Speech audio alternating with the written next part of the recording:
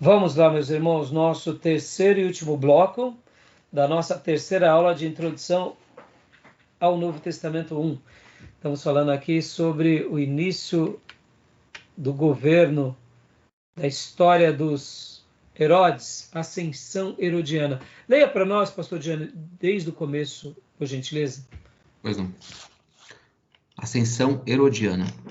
João Hircano II e Antipater brigam. Antipater é envenenado. Em Roma, Júlio César prevalece contra Pompeu, 48 anos antes de Cristo. Mas logo depois é assassinado no Senado romano, isso em 44 antes de Cristo. Marco Antônio, o segundo triunvirato, confirma Herodes, o filho de Antipater, como regente da Judéia e renega João Hircano II, apenas ao cargo de sumo sacerdote. Dá uma pausa aqui, pastor. Pode ver que agora quem está dando as cartas da Judéia e da religião dos judeus é quem? É o líder de Roma. A influência política, né, irmãos? Tá entendendo? Foram apelar? Apelaram. Joia. Agora eu dou as cartas, inclusive na fé de vocês. E a família herodiana nada mais é, nada menos é do que pessoas que vão trabalhar para o Império Romano entre os judeus. Continua lendo para nós, por favor, pastor John. Dada a fraqueza do domínio de Roma na Judéia, esta é invadida pelos partos, que colocam Antígono, filho de Aristóbulo II, como sumo sacerdote e rei da Judéia, entre 44 e 37 a.C. Antígono corta a orelha de Hircano II, seu tio, incapacitando-o assim para o cargo de sumo sacerdote. Levítico 21, 17 e 23. Lembram que não podia ter o quê? Defeitos. Então, peraí, irmãos, percebe, ó. Olha só, olha quando a política bota o dedo na religião. Diz se é o pastor, se é o sacerdote, se é o sumo sacerdote. Não, não é mais não, arranquei tua orelha. Acabou, deixou de ser. Dá para ser? Não dá. Eu que dei, eu dou. Olha o dedo humano já atingindo. Mas isso não começou agora. Começou antes, nas politicagens. Então, irmãos, a história se repete o tempo todo. É interessante. É bom a gente conhecer um pouco isso para a gente ir se familiarizando com esse contexto político e religioso nos dias de Jesus. Quando João Batista aparece, Herodes não queria saber de João Batista, porque João Batista ia dar trabalho para ele, para o governo e para Roma. Quando Jesus aparece, aí piora tudo. Porque agora, pior do que João Batista, era o discípulo de João Batista, que na cabeça dos imperadores, Jesus era um discípulo de João Batista muito mais poderoso, né? Ou, pelo menos, era aquele pelo qual João Batista tinha dito que agora vem e faz um rebuliço.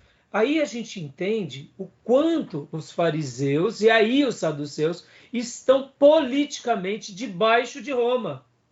Porque eles não queriam problema, eles queriam continuar dominando, governando sobre os seus pares, que são judeus, sem perderem os direitos e privilégios que eles tinham com os romanos. Então, na realidade, olha a maneira que eles foram se perdendo, entendeu? Interessante, né, irmãos? Com essas mudanças, fica muito mais claro para nós o Novo Testamento. Continua lendo para nós. Pastor, por favor. Vamos lá. Herodes foge para Roma e apela para Otaviano, que é César Augusto, que o confirma como rei da Judéia. Em 37 a.C., Herodes torna-se o senhor da Palestina. Casa-se com Mariana I, parente de Aristóbulo II e Hircânio II, entrando definitivamente para a família Asmoneia. Olha só, então. Então, agora guardem essa ideia, irmãos. Então, agora Herodes, ele vai ser o quê? O rei da Judéia. E, na sequência, ele entra para o quê? Para a família Asmoneia. Não é isso? Ok. Então, percebe agora a influência. Ele já tem o quê? Ele tem uma herança asmoneia e agora ele tem o apadrinhamento de Roma.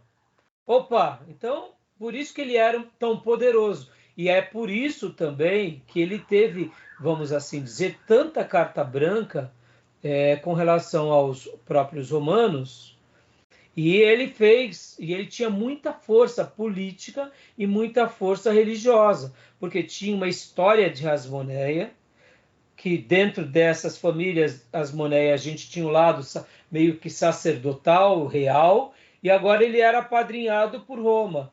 Então, perceba como essa família, ela tem um pedigree aos olhos de Roma muito importante. Então, vamos lá. Continua para nós. Perfeito. Herodes o Grande governa o povo judeu durante 34 anos, de 37 a 4 a.C.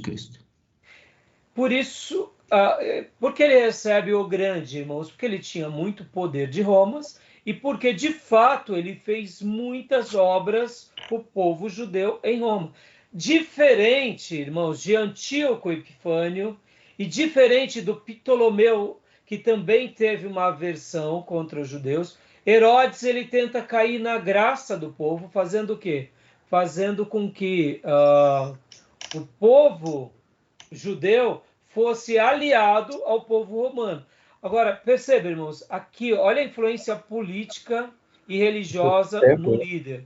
Por quê que eu estou dizendo isso? Lembra que aqui há um apelo aos romanos? E já que houve um apelo aos romanos, os romanos não queriam perder isso de forma alguma. Porque os romanos agora iam olhar para o povo judeu com desconsideração. Não, não posso. Porque se eu olho para o povo judeu com desconsideração, como fizeram os Ptolomeus e como fizeram os Epifânios, eu vou trazer a aversão desse povo e da religião desse povo. Logo, eu preciso ganhar esse povo. Porque ganhando esse povo e ganhando a confiança deles e a religião deles, eu tenho acesso a todo o Oriente Médio por meio de Jerusalém. Agora, vocês entendem o porquê ele também reconstrói o templo? Suntuoso, por sinal. Exatamente, que é o grande templo de Herodes, né? Aí aqui é uma galeria de imagens, né? Guerra dos Macabeus contra os Seleucidas. Exatamente, né? Mais uma vez aqui, essa é a biografia do nosso querido irmão, que ele pega, né? Então, depois, se vocês quiserem se aprofundar mais. Então, voltando, como o Júnior falou, ele reconstrói o templo, ele amplia o templo, lembram? O templo de Salomão foi destruído, foi reerguido o segundo templo. Ele era bem mais modesto. Nos dias de Herodes, ele amplia e chega a ser praticamente igual ao templo de Salomão. Só que também ele dá alguns acréscimos a essa construção, com relação ao pátio dos gentios, se tratando que ele queria cair na graça de todo mundo, então ele faz isso. Agora, irmãos, olha só, ele faz isso porque ele quer o poder, ele faz isso porque Roma quer esse povo, e é tudo uma questão política e de interesse. Agora, para o povo judeu, para os fariseus e para os saduceus, isso foi muito bom. Mas, mais uma vez eu digo, foi bom? Sim e não. Foi bom no que se diz respeito à construção do templo, mas foi mal porque houve o quê? Uma influência indireta ao quê? À religião, à política, ao governo, a Roma. Ou seja, houve uma corrupção na sua essência. Agora, olha que interessante. Nesse período, irmãos, nesse período dos Ptolomeus, nesse período dos Epifânicos, nesse período dos Asmoneus, olha só que interessante, irmãos. Olha só que dos Asmoneus e dos tinha outro aqui em cima, aqui, os Matatias, dos Macabeus, isso. Olha só. Foi nesse período também que surge aquele grupo de essênios,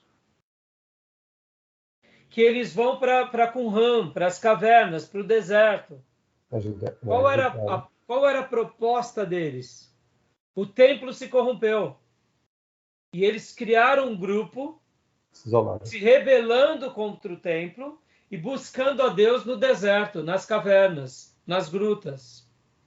Estão entendendo? Que a política ela favorece, mas ao mesmo tempo ela prejudica. No caso do povo de Deus, que deveria sempre existir ateu. Vamos fazer uma lição de casa aqui, um case rapidinho, para a gente estar encerrando a nossa aula. Indiferente de qualquer coisa, irmãos, Jerusalém e o templo era ainda uma teocracia. Judéia deveria ser uma teocracia. Indiferente se houve rebelião dos Macabeus contra os Ptolomeus, contra os Epifânios, contra os Seleucidas, o povo de Deus deveria preservar a teocracia. Mas não, eles preferiram unir-se a forças políticas ao invés de manterem-se numa teocracia. Num primeiro momento em que há um apelo a Roma, há um benefício, mas é óbvio que Roma vai beneficiar. É como, por exemplo, a Igreja Evangélica Brasileira pedir ajuda para os americanos. É claro que os americanos vão querer ajudar o povo brasileiro e evangélico brasileiro. É óbvio que os Estados Unidos vai fazer isso, e se a política americana um dia visse o Brasil, as igrejas brasileiras, como uma força política, você acha que não vão ajudar? Claro que vão. Para eles é interessante politicamente. Então percebam, irmãos, que nesse mesmo união, certas conquistas, são conquistas passageiras, são conquistas que vão ter uma data de validade. Por quê? Porque aqui surgem esses grupos que eram de judeus piedosos, mas eles se inclinam para a política, eles se inclinam para conchavos. Eles não se inclinam para a palavra de Deus propriamente dito. Podem ver que esse cenário é o cenário que está sendo preparado para a vinda de Jesus. Só que, ao mesmo tempo, quando vem Jesus, eles têm aversão a Jesus. Eles têm aversão ao último profeta. E, como eu disse, o único grupo que parecia estar mais correto era os essênios, que era um grupo que se rebelou contra toda a corrupção da religião judaica e toda a corrupção do templo. Agora, Herodes. Falar um pouco aqui sobre Herodes. Tinha um outro fator acontecendo nos dias de Herodes que era determinante. As 70 semanas de Daniel também estavam se cumprindo. Estava chegando perto. Então havia uma expectativa também em Jerusalém de que qualquer hora viria o Messias. E no momento em que Herodes ele é condecorado como rei dos judeus, eu deduzo que ele se autodenominava o Messias, aguardado pelos judeus. Mas ele não era da tribo de Judá, então ele não tinha qualificações escriturísticas para tal. Está entendendo a revolta dele contra o rei dos judeus que nasce em Belém? Ora, eu sou o rei. Eu sou o rei, nomeado por Roma. As 70 semanas de Daniel estão se cumprindo. Eu preparo o templo. Não sei se Roma sabia desse fato, mas o povo judeu sabia desse fato. Mesmo eles sendo políticos, eles tinham as escrituras também, que era interessante para eles na visão política. Então, esse é o contexto que a gente vai vendo do cenário sendo pintado. Tá bom, meus irmãos? Interessante, não? Interessante. E, bom, eu queria ter lido o texto, não deu para ler, né, irmãos? Não tem problema, né? Mas aí a gente vai continuar semana que vem. Aqui tem um texto também auxiliar, ó, Festa da Chamuca. Eu vou até publicar aqui para vocês. O Chamucá, deve ser assim. A Chamucá. O período dos Macabeus. Ó, tem esse material aqui para a gente ler depois, tá? Um texto auxiliar. Tá bom? Então, beleza, irmãos? Progredimos bem. Legal. Tá bom? Eu espero que vocês tenham... Herodes o Grande foi terrível. Hã? Ele foi terrível, Herodes o Grande. Foi. Terrível. Matou os próprios filhos. Matou os próprios filhos. O poder, né? O poder. O poder de... A história se repetindo mais uma vez, irmãos. A história se repetindo. O que eu li que achei interessante, que o Ernesto Nini narra, é que há uma distinção entre Herodes e Pilatos. Herodes cuida da parte administrativa e cuida da questão religiosa. Por isso que Pilatos manda para Herodes, que era inimigo naquele período, naquele momento. Só que Pilatos, ele cuida da questão de Roma, dos impostos, dos publicanos, dos coletores, que Herodes não cuidava. Era só Pilatos, e caiu o governador. E Herodes cuidava da questão administrativa política, mas religiosa também. Por isso que ele falou, manda para Herodes. Isso aí, Júlio. Livro de Ernesto Nini. Por isso que, obrigado, Júnior, pela sua contribuição e suas contribuições, assim como as dos demais irmãos. Percebam, irmãos, são muitas informações que os livros vão nos acrescentar. Por isso que ler Muito uma bom. obra, ler duas, ler um texto, ler outro, e sempre de uma literatura, como eu gosto de chamar, clássica, vai facilitar demais no conhecimento nosso, para que a gente possa estar aprendendo e retendo o maior número de conhecimento, né, sobre esse tema. Tá bom, meus irmãos?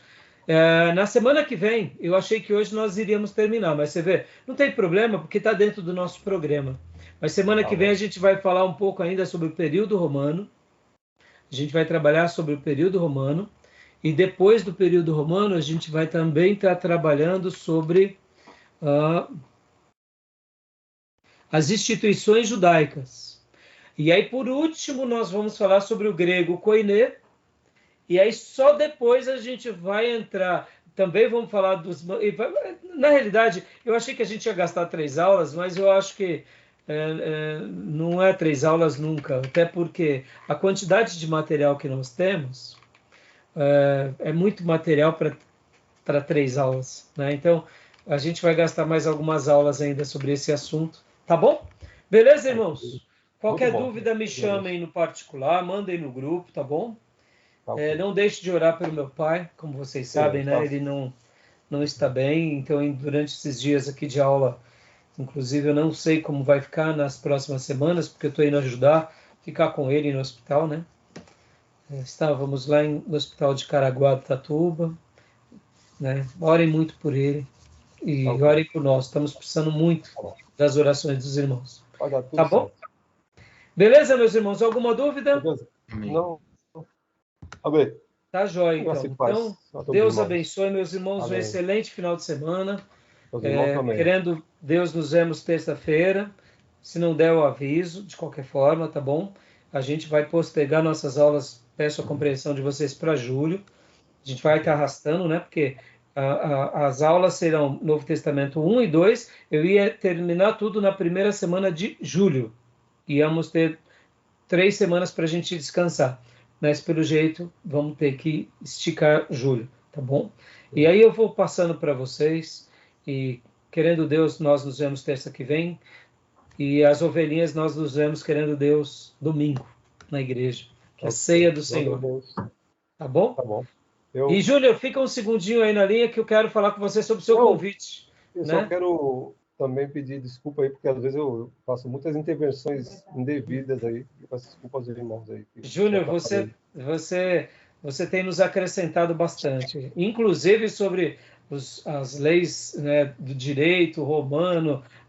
Você faz bons apontamentos e o Júnior tinha dado uma sugestão de que quem participa muito na aula ganhar ponto extra, porque ele gosta de participar, mas é uma participação positiva. E eu gostei dessa ideia e eu vou considerar. Eu aprendo muito com todos os irmãos. A gente está aí para aprender.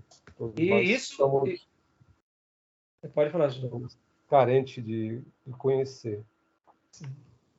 E assim, isso os irmãos também, sempre o Johnny e o Gil sempre gostaram de participar bastante e continuam, e eu quero que continue. A irmã Cleusa e a Maísa, né, que são as mais novas da classe também, fiquem muito à vontade, vão participando. A nossa querida anciã irmã Cleusa, eu sei que ela fica ali sempre, ai pastor, eu estou aqui só aprendendo, mas já ela vai se soltar. A Maísa já também, já. E eu quero que vocês participem, irmãos, porque eu quero até terminar com esse pensamento, é um pensamento daquela escola chamada de Talmud, né?